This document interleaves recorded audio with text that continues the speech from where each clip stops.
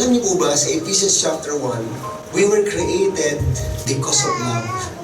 We were created for Him, and through Him, and for Him.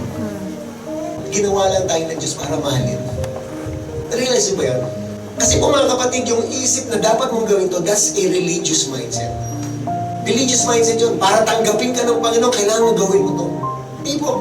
Di ba? Yung baby mo, sister, okay, yung batang yan, pag natutulog yan, napapangiti ka, wala naman siyang ginagawa. Kaya nga di ba yung Romans chapter 5 verse 8, sabi doon, Christ demonstrated His love to us while we were yet still sinners. Hindi pa tayo pinapanganak, may namatay na para sa atin. Amen po ba? Amen. Di ba? Ngayon ang tao na uhaw sa pagmamahal. Kaya ginagawa niya ang lahat. Yung pagmamahal, hinahanap nila dun sa tao. Nakalimutan po nila yung image. Tandaan niyo to ha. Nung nilikha ng Diyos ang lahat ng bagay, at the end of the day, God would say, it was good. Pero nung nilikha ng Diyos ang tao, sabi ng Diyos, it was very